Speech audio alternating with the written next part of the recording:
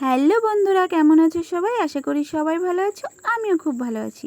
চলে এসেছি দারুণ একটা রান্নার রেসিপি নিয়ে। রেসিপিটা শেষ পর্যন্ত সবাই দেখো কিন্তু। এই রেসিপিটা আমি আগেও করেছি, কিন্তু বন্ধুরা তোমাদের সঙ্গে শেয়ার করা হয়নি, তাই ভাবলাম আজকে তোমাদের সঙ্গে শেয়ার করা যাক। চলো শুরু করি রান্নাটা। কি কি লাগবে বলে দিই। প্রথমেই ছোট ছোট করে আলু কেটে নিয়েছি। এখানে ডিম নিয়ে নিয়েছি 4টে, গোটা জিরে, পেঁয়াজ, রসুন, আদা, শুকনো লঙ্কা, তেজপাতা, লবণ, হলুদ আর নিয়েছি তেল। এদিকে কড়াই বসিয়ে দিয়েছি। কড়াইতে একটু তেল দিয়ে দিয়েছি। ডিম ফাটিয়ে নিয়ে আগে ডিমগুলোকে ভেজে নেব। ডিমগুলোকে ধীরে ধীরে করে ভেজে নেব।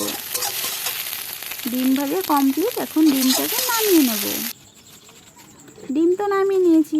ওই কড়াইতেই আরও কিছুটা তেল দিয়ে দেব। তেল দিয়ে কেটে রাখা আলুগুলোকে ভেজে নেব।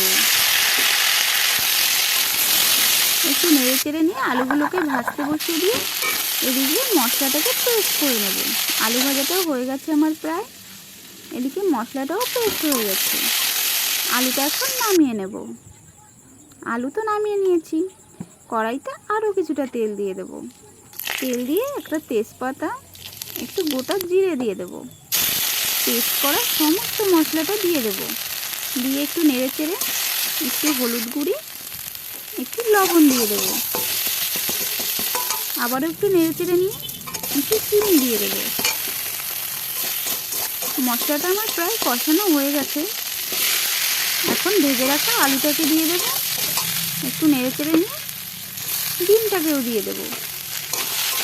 আবারও একটু নেড়ে চেড়ে নেব। আলুটাকে সুন্দর করে কষিয়ে নেব। এখন দিয়ে দেব পরিমাণ মতো জল। খুব বেশি জল আমি দেব না। এখন একটু ঢাকা দিয়ে রাখবো। প্রায় 10 মিনিট পর ঢাকনা খুলে তরকারিটা দেখো আমার এমন হয়েছে। আলুগুলো নরম হয়ে গেছে। তরকারিটা আমার প্রায় রেডি। একটু গরম মশলা দিয়ে নামিয়ে নেব।